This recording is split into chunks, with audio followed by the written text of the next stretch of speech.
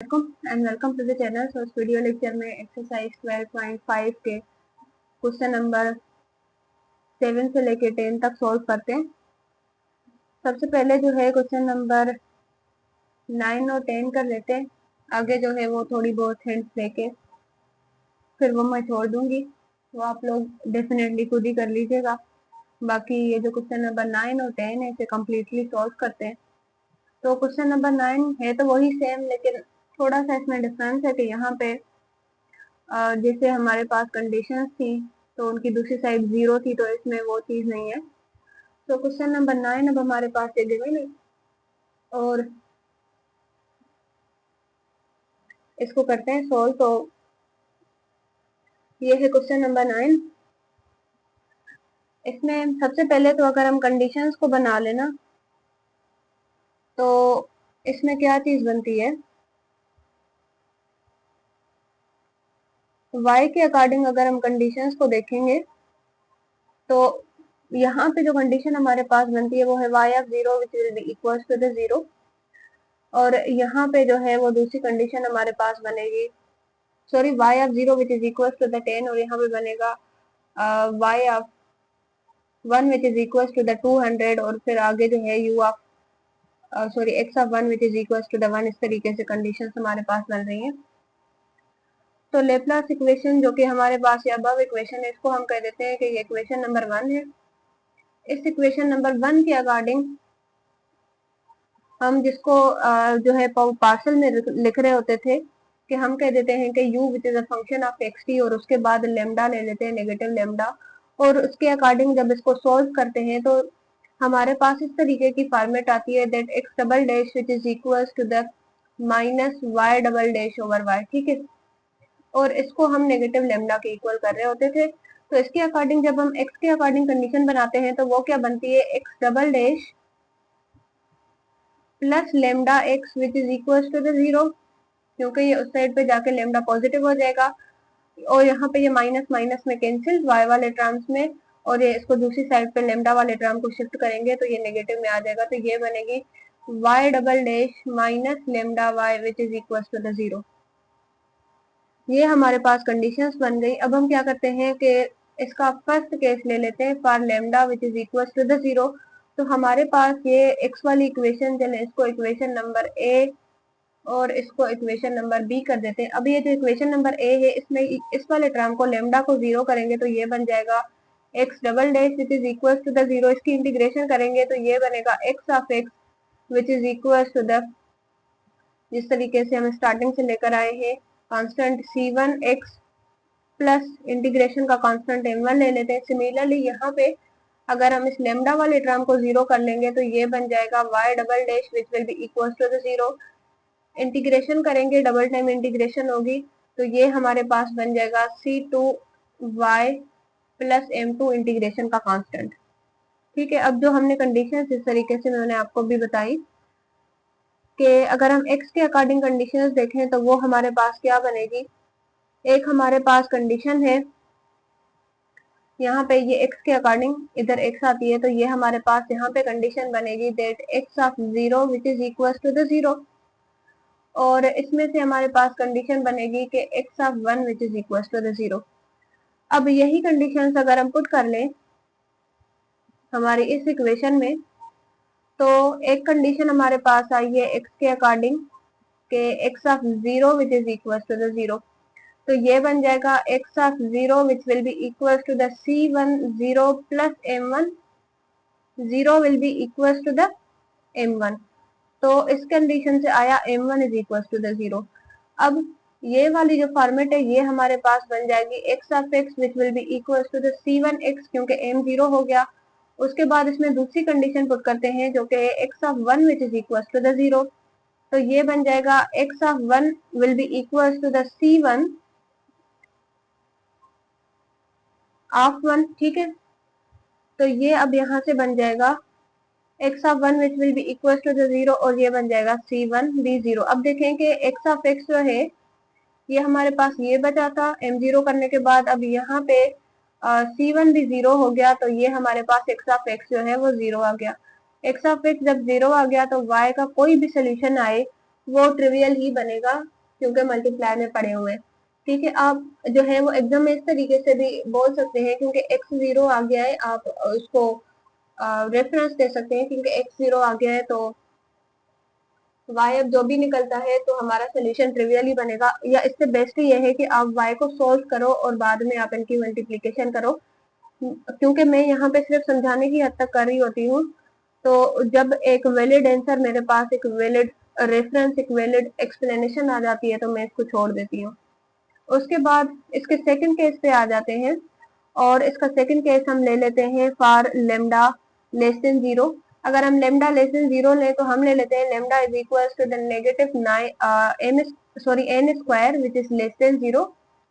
ठीक है, तो इक्वेशन नंबर ए के अकॉर्डिंग, क्योंकि इक्वेशन नंबर ए पॉजिटिव थी तो इसमें ये पुट करेंगे तो ये हमारे पास बन जाएगा x double dash minus n square x which is equal to the 0। y के अकॉर्डिंग करेंगे तो ये हमारे पास बनेगा y double dash plus n square y which is equal to the 0, क्योंकि जो है y वाला टर्म ऑलरेडी माइनस में था तो माइनस इंटू माइनस की प्लस हो जाएगा। उसके बाद कैरेक्टरिस्टिक इक्वेशन बनाएंगे। आफ्टर कैरेक्टरिस्टिक इक्वेशन हम इसमें से जो है वो वैल्यू फाइंड करेंगे, और फिर उसके अकॉर्डिंग हम इसके रूट्स डिफाइन करेंगे और रूट्स के अकॉर्डिंग जनरल सोल्यूशन बनेंगे, जिस तरीके से हम शुरू से करते आए हैं। तो यहाँ पे मैं क्योंकि ये इस साइड पे जाके पॉजिटिव बन जाएगा, पॉजिटिव मीन के अंडर रूट हम लेंगे, क्योंकि स्क्वायर खत्म करने के लिए तो हमारे पास जो है वो रियल एंड डिस्टिंक्ट रूट्स आ जाएंगे। तो उससे हमारा जो जनरल सोल्यूशन है x का वो बनेगा c3 cos hyperbolic nx plus c4 sine hyperbolic nx। अब हम करते हैं इसको y के लिए। ठीक है, तो y के लिए इसको करेंगे तो वही बात के दूसरी साइड पे शिफ्ट करेंगे तो ये अब नेगेटिव में बन जाएगा। नेगेटिव मींस के अंदर, रेडिकल के अंदर जब नेगेटिव साइन आएगी तो रियल रूट्स सॉरी जो है वो इमेजिनरी रूट्स बनेंगे। तो ये हमारे पास बन जाएगा y of y will be equal to the c5 cos ny। जब हमारे पास रूट जो है वो इमेजिनरी आ जाते हैं तो हमारे पास इसका जनरल सोल्यूशन है वो होता है एक्सपोनेंशियल ऑफ द रियल। जो हमारा रियल पार्ट होता है एक्सपोनेंशियल की पावर वो रियल पार्ट ले लेते हैं, उसके साथ जो हमारे पास वेरिएबल है जिस तरीके से यहाँ पे y है तो वो आ जाता है। क्योंकि इसको सॉल्व जब आप करोगे ना तो इसका रियल पार्ट 0 बनेगा, तो एक्सपोनेंशियल की पावर 0 जो है वो 1 हो जाता है, तो इसीलिए डायरेक्टली हम इसको इस तरीके से लिख रहे होते हैं। उसके बाद यहाँ पे आएगा plus c6 c5 cos ny plus c6 sin ny।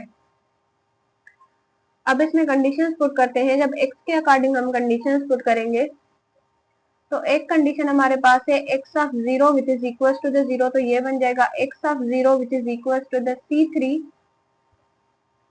cos hyperbolic n0 plus c4 sin hyperbolic n0। तो cos 0 जो है वो 1 होता है और sin 0 0 होता है, तो ये हमारे पास बन जाएगा 0 will be equal to the c3। यहाँ से c3 की वैल्यू 0 आ गई। अब दूसरी कंडीशन में इसको पुट करेंगे। याद रखें कि जबकि c3 की वैल्यू 0 आ गई है तो मतलब कि ये वाला टर्म खत्म हो चुका है, अब हमारे x ऑफ x में सिर्फ ये टर्म है। ठीक है, तो अब हम दूसरी वैल्यू जो है इसकी कंडीशन उसमें पुट करते हैं तो वो है x of 1 which is equal to the 0। ये बन जाएगा x ऑफ 1, c3 वाला टर्म ऑलरेडी कैंसिल हो चुका है तो ये है c4 sine hyperbolic n0। 0 will be equal to the c4, और यहाँ से जो c4 की वैल्यू है वो हमारे पास 0 हो जाएगी, ये तो वैसे ही 0 होता है। तो जब c3 और c4 की वैल्यू 0 आ गई मीन्स के अगेन जो है वो ट्रिवियल सोल्यूशन बन जाएगा। जब हमारे पास सोल्यूशन ट्रिवियल आ गया तो फिर हम कहते हैं कि y की वैल्यू जो भी आए अगेन जो है वो सोल्यूशन हमारे पास ट्रिवियल ही आएगा। उसके बाद इसके थर्ड केस और लास्ट केस पे चले जाते हैं, जिसमें हम ले लेते हैं लेमडा पॉजिटिव। तो ये हो जाएगा lambda will be equal to the n square, और ये हम पॉजिटिव वाला केस ले रहे हैं। तो अब ये हमारे पास बन जाएगा x डबल डैश, x पहले ही पॉजिटिव में था तो ये हो जाएगा n square x will be equal to the 0। और y हमारे पास नेगेटिव में था, तो ये हो जाएगा y double dash minus n square y will be equal to the 0। अब ये पॉजिटिव में है तो इसके कॉम्प्लेक्स रूट्स बनेंगे, दूसरी साइड पे नेगेटिव हो जाएगा, तो ये बन जाएगा x of x will be equal to the C7 cos nx plus C8 sin nx, और इसको सोल्व करेंगे तो ये बन जाएगा y of y will be equal to the C9 cos hyperbolic nx plus C10 sine hyperbolic, sorry यहाँ पे y है, साइन हाइपरबोलिक ny। अब हम क्या करते हैं कि कंडीशंस कर लेते हैं, तो इसमें फर्स्ट कंडीशन हम पुट करते हैं जो कि x of 0 which is equal to the 0, x of 0 which is equal to the 0, तो ये बन जाएगा x of 0 which will be equal to the C7 cos n0 plus C8 sin n0, तो ये बन जाएगा 0 will be equal to the C7, क्योंकि sign वाला टर्म 0 हो जाएगा, तो यहाँ से C7 की वैल्यू 0 आ गई। उसके बाद क्या करते हैं कि अब ये वाला जो टर्म है ना C7 वाला, ये 0 आ गया, ये खत्म हो गया। अब चलते हैं इसकी दूसरी कंडीशन पे जो कि है x of 1 which is equal to the 0, तो हम चले गए x of 1 which is equal to the 0, तो ये बन जाएगा x of 1 which is equal to the C8 sin n1, तो ये बन जाएगा 0 will be equal to the C8 sin n। अब यहाँ से क्योंकि हम नहीं चाहते कि ये जो दूसरा केस है n वाला वो भी हमारा ट्रिवियल बन जाए, तो हम क्या कहते हैं, क्योंकि ऑलरेडी C7 हमारा 0 हो चुका है, तो हम नहीं चाहते इसके C8 भी 0 बने, तो हम यहाँ पे स्टेटमेंट लिख देंगे as C8 can not be 0 then sine n must be 0। और अगर हम साइन n को 0 कर रहे हैं तो यहाँ से हम n की वैल्यू निकालेंगे, तो साइन वाले टर्म को दूसरी साइड पे शिफ्ट किया, तो ये बन जाएगा n will be equal to the sine inverse of 0, ये बन जाएगा n will be equal to the, अब साइन की वैल्यू हम ले लेते हैं कि वो है k pi, where k is equal to the 1 2 3 up to so on, तो यहाँ पे n की वैल्यू आ गई। तो अब हम क्या करते हैं कि इसका फाइनल सोल्यूशन लिख लेते हैं x के टर्म्स में, तो ये बन जाएगा x of x will be equal to the C7 already 0 हो चुका था, तो अब हमारे पास सिर्फ C8 वाला टर्म है, तो ये हमारे पास इसका सोल्यूशन बन जाएगा C8 sin nx, और जो n की वैल्यू है वो हमारे पास है C8 sin k pi into x, ये निकल के आ गया है x of x। x of x आ गया, तो हम क्या है कि y को फाइंड कर लेते हैं। ठीक है, x ऑफ x आ गया, अब हम y को फाइंड कर लेते हैं।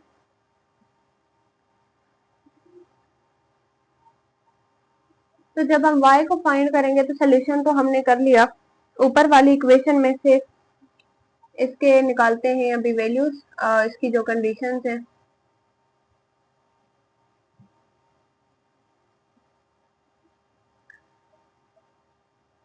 ओके, तो यहाँ पे ये कंडीशंस हमारे पास गिवन है।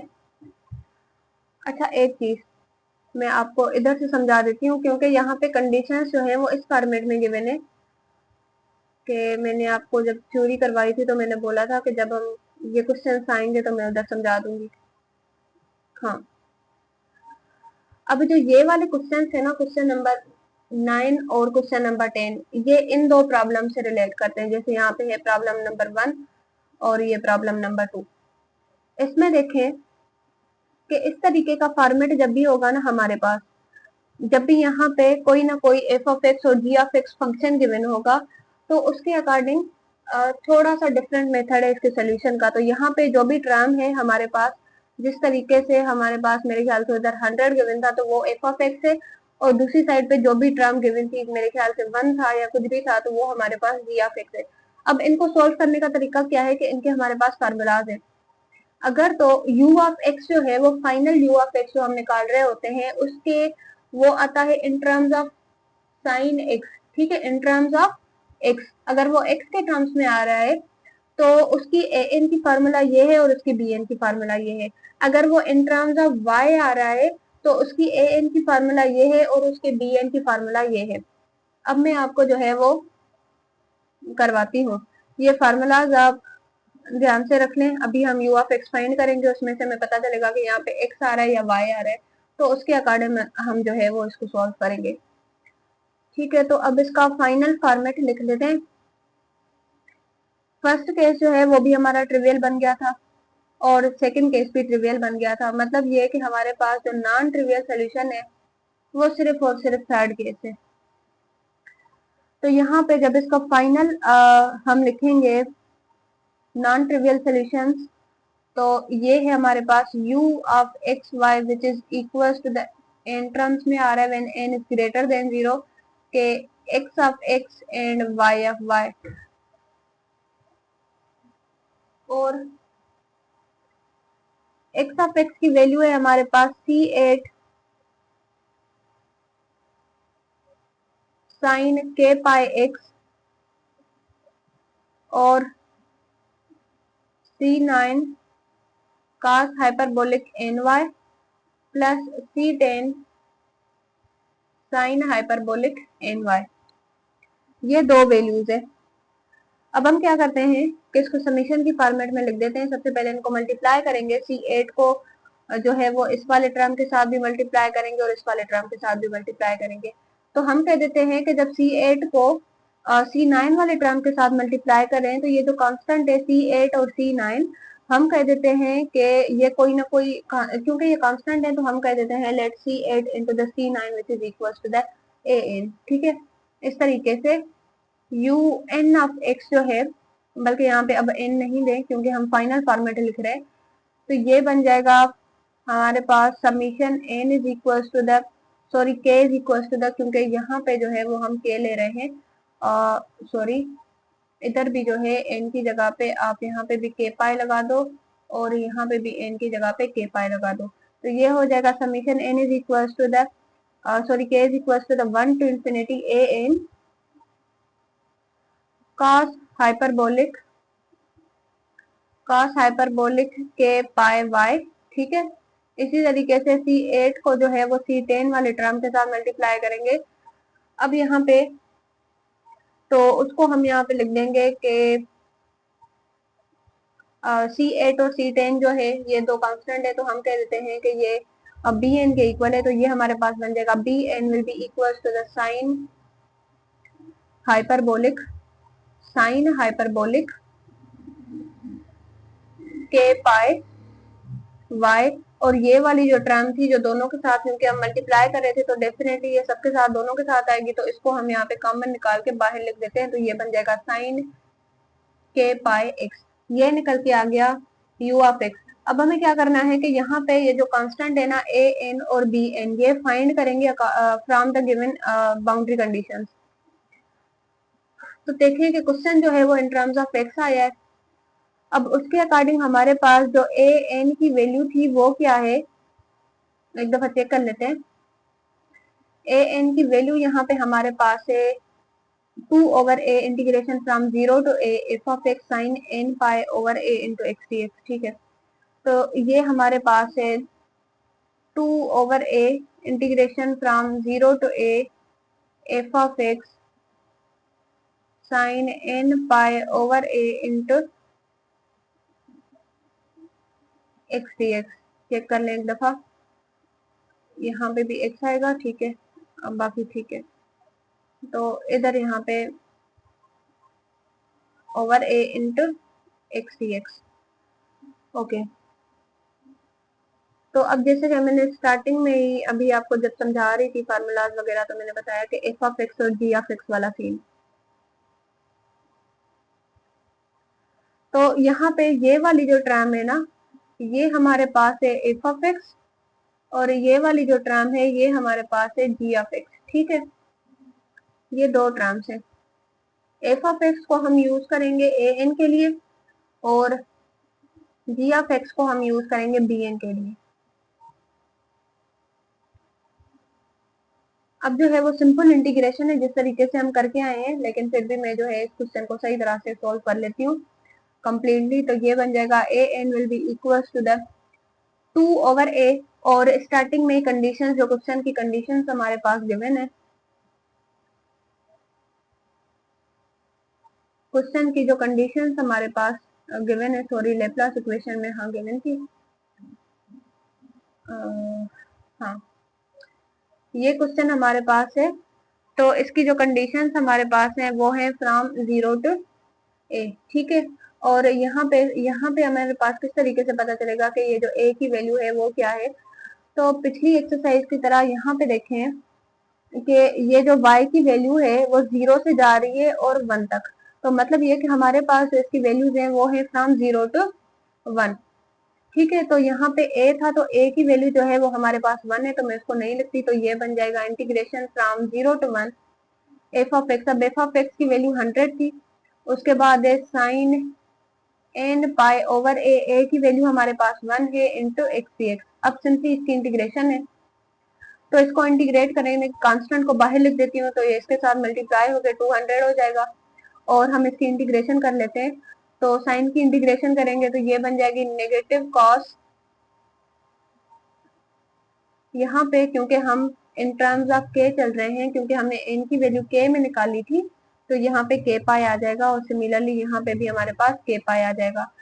तो ये हो जाएगा नेगेटिव कॉस के पाई इंटू एक्स, एंगल को नीचे डिवाइड कर दें तो ये हो जाएगा के पाई, ठीक है। इसकी लिमिट्स हैं फ्रॉम 0 टू 1, तो ये बन जाएगा 200 माइनस कॉस के पाई, बल्कि इस के पाई को भी बाहर लिख दें फॉर सिंप्लीफिकेशन, इस के पाई को बाहर लिख दिया, और यहाँ पे एक्स डायरेक्टली हम लिमिट्स को भी पुट कर देते हैं, यहाँ पे 1 कर लेते हैं, माइनस इंटू माइनस प्लस, और ये हमारे पास बन जाएगा कॉस के पाई इंटू द 0, और यहाँ से हमारे पास वैल्यू आ जाएगी 200 ओवर के पाई, और ये हमारे पास बन जाएगा कॉस के पाई प्लस 1, यहाँ पे माइनस की साइन है, कॉस के पाई नेगेटिव 1 की पावर n के इक्वल होता है, तो ये बन जाएगा नेगेटिव 1 की पावर n, और यहाँ पे भी नेगेटिव साइन है प्लस 1।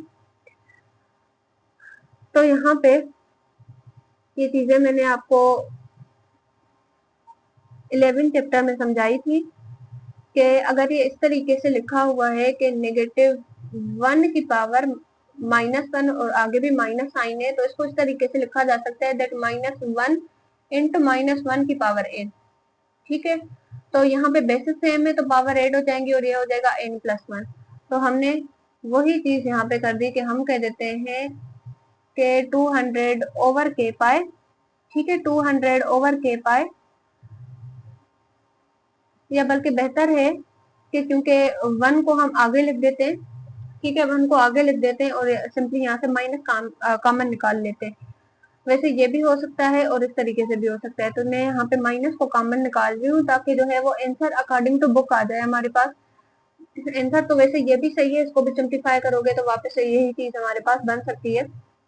तो इसमें से माइनस को अगर हम कॉमन निकाल लें तो ये हमारे पास हो जाएगा, बल्कि माइनस भी कॉमन नहीं है, बुक में एज इट इज लिखा हुआ है, बस 1 को आगे लिखा हुआ है, -1 की पावर n, और आगे जो है वो के पाई की वैल्यू है, जिस तरीके से ए एन की वैल्यू हमारे पास बुक में गिवन है, ठीक है। ये है ए एन की वैल्यू। अब बी एन की वैल्यू फाइंड करते हैं, तो उसका फार्मूला है, बी एन का फार्मूला हमारे पास है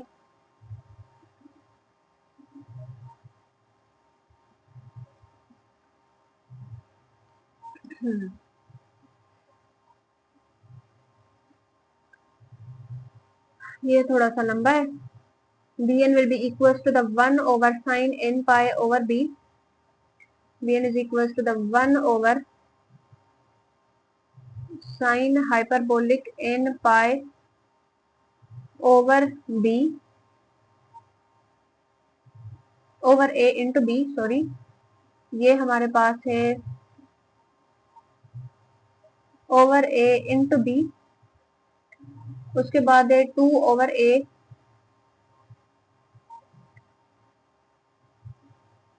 एक मिनट जरा मैं बुक खोल लूँ, एक्सरसाइज ओपन कर लूँ क्योंकि मैंने आंसर्स ओपन किए हुए थे। तो फार्मूलाज में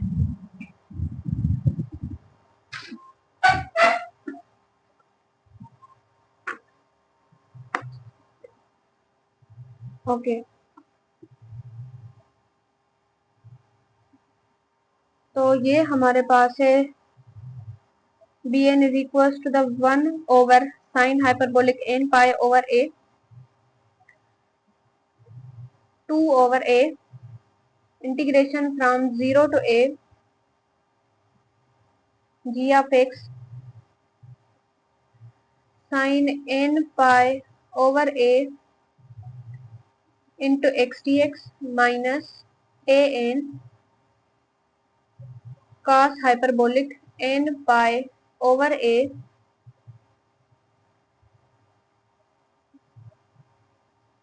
n pi over a into b. Let me recheck again ताकि बाद में आंसर में कोई गलती ना हो। ओके ठीक है, तो अब इसको करते हैं। bn की जो सॉरी gn की जो वैल्यू g ऑफ x की जो वैल्यू है वो मैंने आपको अभी थोड़ी देर पहले बताया कि वो 200 गिवन है।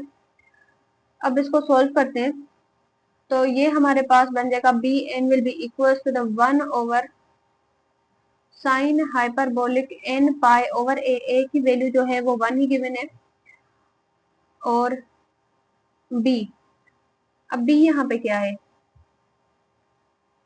देखें जरा इस क्वेश्चन में। यहाँ पे जो b है, b हमारे पास है इन टर्म्स ऑफ y जो वैल्यू आ रही है उसको हम b कह रहे हैं, ठीक है।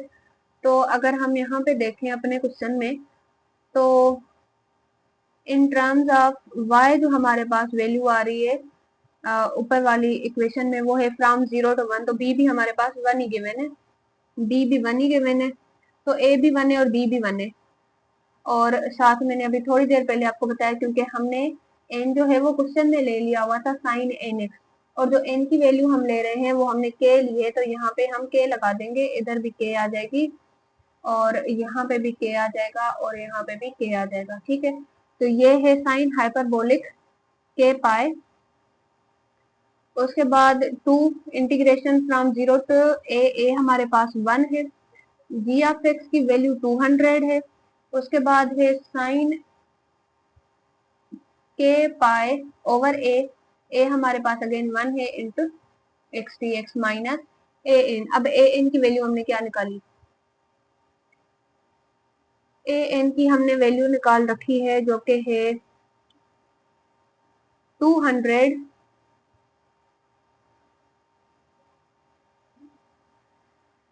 ये 2 दफा के पाई किस तरीके से आ गया,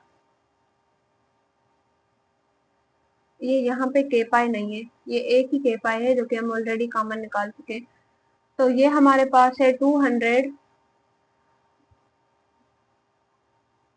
अच्छा एक मिनट, क्योंकि यहाँ पे ये था साइन के पाए तो इधर भी हमारे पास के आ जाएगी और यहाँ पे भी के आ जाएगी, ठीक है। क्योंकि हम के टर्म्स में कर रहे हैं, आदत हो गई है एन के टर्म्स में करने की, तो उस वजह से थोड़ी बहुत मिस्टेक्स हो रही है। तो ये हमारे पास है ए एन की वैल्यू -1 माइनस -1 की पावर के ओवर के पाए, उसके साथ यहाँ पे हमारे पास गिवन है cos हाइपरबोलिक के पाई ओवर ए इंटू बी, और ए और बी दोनों हमारे पास 1 ही है अकॉर्डिंग टू आवर क्वेश्चन। तो अब इसको सॉल्व करते, इंटीग्रेशन है, बाकी के टर्म्स एज इट इज लिख दें, तो ये हमारे पास है साइन हाइपरबोलिक के पाई जो है वो 200 को बाहर लिख देते हैं, तो ये बन जाएगा 400, और इसके साथ इंटीग्रेशन कर लेते हैं, साइन की इंटीग्रेशन करेंगे तो ये बन जाएगी नेगेटिव कॉस के पाई इंटू एक्स, एंगल को नीचे डिवाइड कर दें तो ये हो जाएगा के पाई। उसके बाद इसकी लिमिट्स हैं जो कि हैं फ्रॉम 0 to 1। ठीक है, बाकी जो ए वाला टर्म है उसमें कोई चेंजिंग नहीं होगी, वो एज इट इज लिखते हैं। उसके बाद क्या होगा कि इसमें आप लिमिट्स पुट कर दो तो ये बन जाएगा 1 ओवर साइन हाइपरबोलिक के पाई, 400 को बाहर ही रहने दें। इसमें लिमिट्स पुट करेंगे तो ये बन जाएगी पिछले क्वेश्चन की तरह है, तो एज इट इज वही हमारे पास आंसर आ जाएगा। ये आ जाएगा 1 माइनस -1 की पावर के ओवर के पाई। ठीक है, माइनस, और ये जो ए एन की वैल्यू आई है वो एज इट इज वैल्यू, बल्कि मैं यहाँ पे लिख देती हूँ क्योंकि इधर थोड़ी सी सिंप्लीफिकेशन होंगी इसकी। तो ये हमारे पास वैल्यू आई थी 200, 1 माइनस -1 की पावर के ओवर के पाई कॉस हाइपरबोलिक के पाई। तो अगर हम इसको देखें और इसको थोड़ा सा सिंप्लीफाई करने की कोशिश करें तो ये हमारे पास इस तरीके से भी लिखा जा सकता है कि हम कह देते हैं कि ये वाला जो टर्म है 200 और साथ ये वाला, इसको हम कॉमन ले लें अगर, तो ये बन जाएगा 200 और ये बन जाएगा 1 माइनस -1 की पावर के ओवर के पाई, और अंदर हमारे पास जो चीज बचेगी अब वो है, क्योंकि 200 कॉमन निकाल लिया तो यहाँ पे 400 है तो यहाँ पे आ जाएगा 2।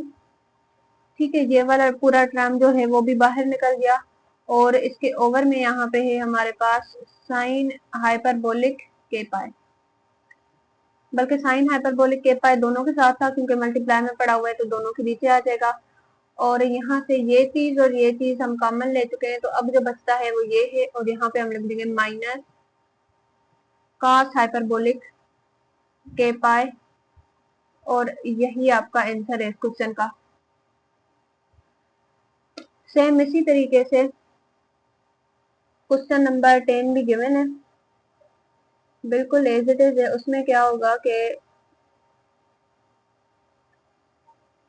जब हम इसको करेंगे तो क्वेश्चन नंबर 10 में हमारे पास ये वाला फॉर्मेट यूज होगा इन टर्म्स ऑफ वाई। इसको भी करते हैं क्वेश्चन नंबर 10 को। तो मैं जरा क्वेश्चन लिखती हूँ बुक से। तो क्वेश्चन नंबर 10 हमारे पास है लेप्लास इक्वेशन है, और साथ उसकी जो कंडीशंस गिवन है क्वेश्चन नंबर 10 की वो है u of 0y which is equal to the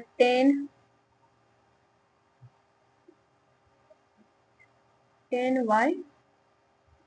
okay, यहाँ पे हमारे पास है 10y और साथ है डावा u ओवर डावा x when x is equal to the 1 which is equal to the -1। और दूसरी कंडीशन हमारे पास गिवन है u of x0 which is equal to the 0, और उसके बाद कंडीशन है कि u of x1 which is equal to the 0। अब अगर इसको सॉल्व करते हैं तो इक्वेशंस तो हमारी वही बनेगी। ठीक है, इक्वेशंस हमारी वही बनेगी, और अगर हम कंडीशंस को देखें तो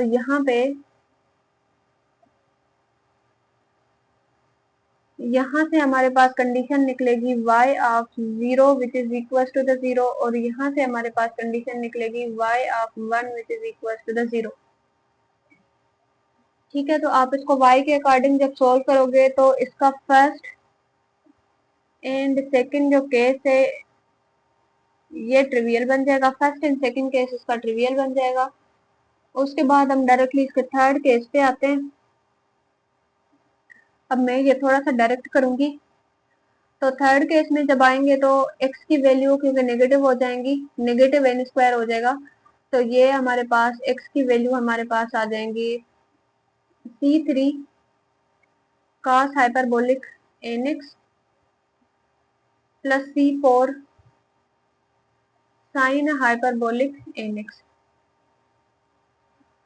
और y की वैल्यूज जो है वो हमारे पास आ जाएंगी। y of y will be equal to the c5 cos ny plus c6 sin ny। y के अकॉर्डिंग हमारे पास कंडीशन गिवन है, तो वैल्यूज को पुट करें। तो फर्स्ट हमारे पास है y of 0 which is equal to the 0 y of 0, तो ये बन जाएगा, बल्कि मैं इसको डायरेक्ट कर देती हूँ। y ऑफ 0 करेंगे तो यहाँ पे ये हमारे पास 0 हो जाएगा और यहाँ से हमारे पास वैल्यू आ जाएगी 0 which is equal to the c5। ठीक है, अब ये चीजें मेरे ख्याल से आपको समझ आ रही होंगी, बल्कि डेफिनेटली अब ये चीजें समझ आ रही होंगी। उसके बाद हम चलते हैं y of 1 which is equal to the 0। एक और बात के चैनल पे मुझे आप सबके सपोर्ट की जरूरत है, तो काइंडली जो है जब आप वीडियो लेक्चर देख रहे हैं और आपको चीजें समझ आ रही हैं तो कमेंट कर लिया करें, और साथ जो है वो जितना शेयर कर सकते हैं इस चैनल को, ताकि ये जो मैं मेहनत कर रही हूँ तो थोड़ी बहुत मोटिवेशन मुझे भी मिलती रहे। लाइक कर लिया करें वीडियो को और कमेंट लाजमी किया करें। तो ये बन जाएगा y of 1 which is equal to the 0। तो c5 हमारा ऑलरेडी 0 हो चुका, ठीक है, ये हमारा ऑलरेडी 0 हो गया, तो यहाँ पे ये आ जाएगा c6 which is equal to the sine n1 पिछले क्वेश्चन की तरह। यहाँ पे ये बन जाएगा 0 which is equal to the c6 sine n। हम नहीं चाहते कि c6 0 बने, तो हम कह देते हैं कि यहाँ पे ये जो साइन n है इसको हम 0 कर लेते हैं और यहाँ से n की वैल्यू निकालेंगे साइन साइड पे जाके, ये बन जाएगा k पाई और साइन की वैल्यू आ गई है। तो अब हम क्या कर रहे हैं कि इसका फाइनल सोल्यूशन लिख देते हैं। फाइनल सोल्यूशन इसका लिख देते हैं, तो ये बन जाएगा x of x into the y of y which is equal to the u of x y will be equal to the, अब x की वैल्यूज ये है c3 cos hyperbolic nx plus c4 sine hyperbolic, यहाँ पे n की value लिख दें k पाई। Similarly यहाँ पे भी n की वैल्यू लिख दें k पाई और यहाँ पे आ जाएगा x, और साथ यहाँ पे c5 हमारा 0 हो चुका है, तो ये हो जाएगा c6 साइन k पाई y। अब ये हमारे पास है इसका सोल्यूशन, बिल्कुल सिमिलर है पिछले क्वेश्चन की तरह। यहाँ से आप जो है वो क्वेश्चन की स्टेटमेंट में से मैं यहाँ पे दिखा देती हूँ। तो यहाँ पे अगर हम देखते हैं तो ये हमारे पास गिवन है f ऑफ x की वैल्यू, ठीक है, और साथ ये जो -1 है ये g ऑफ x की वैल्यू। जब हम इसको पुट करेंगे, मैं थोड़ा सा अब डायरेक्ट कर लेती हूँ, डिटेल में नहीं जाऊंगी इतना। तो जब हम a n को फाइंड करेंगे तो उसका फार्मूला हमारे पास है 2/, a बुक खोल के रख लें अपना। इन टर्म्स ऑफ y हमारे पास फार्मूला है a n which is equal to the 2/b, sorry 2/b, तो b हमारे पास इसमें भी 1 है, ठीक है, तो ये हो जाएगा 2/b 1 है, तो इंटीग्रेशन फ्रॉम 0 to 1। और साथ हमारे पास गिवन है f ऑफ y, तो f ऑफ y जो है वो यहाँ पे 10y गिवन था, और साथ है साइन हाइपरबोलिक। अब यहाँ पे n पाई है, लेकिन हम जो है वो k की टर्म्स में चल रहे हैं, तो ये बन जाएगा k pi over b, b की वैल्यू 1 है, इंटू y dy, ठीक है। अब जो है ये इंटीग्रेशन बाय पार्ट्स है, ठीक है, इंटीग्रेशन बाय पार्ट्स में चीजें आपके पास गिवन है। ये इसको कर ले फर्स्ट फंक्शन, इसको कर ले सेकंड फंक्शन, तो आप करोगे फर्स्ट एंड सेकंड की integration minus integration of integrated function, इस तरीके से इसका सोल्यूशन आ जाएगा। या बल्कि बेहतर है मैं थोड़ी सी करवा लेती हूँ। ओके, तो करते हैं इसकी इंटीग्रेशन, तो ये बन जाएगा a n will be equal to the 10 को बाहर लिख दें तो ये बन जाएगा 20, और अब डायरेक्ट इंटीग्रेशन कर रही हूँ मैं, फिर से दोबारा से इंटीग्रल नहीं लिख रही, तो ये बन जाएगा, यहाँ पे फर्स्ट सेम सेकंड की इंटीग्रेशन करेंगे तो साइन की इंटीग्रेशन कॉस होती है, तो ये बन जाएगा cos hyperbolic k pi into the y और यहाँ पे ये जो एंगल है ये नीचे आ जाएगी, ठीक है। Minus integration of integrated function, तो इस फंक्शन की जब हमने इंटीग्रेशन की तो एंगल जो है पहले ही के पाई में पड़ी हुई है, तो अगेन जब एंगल नीचे आएगी तो वो जो है वो स्क्वायर में चली जाएगी, तो ये बन जाएगा कॉस की इंटीग्रेशन करेंगे तो ये हो जाएगा sine hyperbolic k pi into the y, angle पहले ही पड़ी हुई है एक, तो ये हो जाएगा के पाई स्क्वायर। सारे की लिमिट्स हैं फ्रॉम 0 to 1। अब जो है वो इसमें लिमिट्स आप खुद ही अप्लाई करो। वो किस तरीके से होंगी कि जब आप अपर लिमिट पुट करोगे तो अपर लिमिट तो 1 है, साइन के पाई ऑलरेडी 0 हो चुका है, जिस तरीके से हम पढ़े होते थे कि साइन एन पाई 0 है और कॉस एन पाई नेगेटिव 1 की पावर है, तो ये तो पूरा बन गया 0, ठीक है। आप बस इस तरीके से कर लोगे। अब हमारे पास ये चीज है, इसमें 1 पुट करोगे तो ये जो है वो एज इट इज टर्म्स आ जाएगा, बस यहाँ पे ये y नहीं होगा, ठीक है।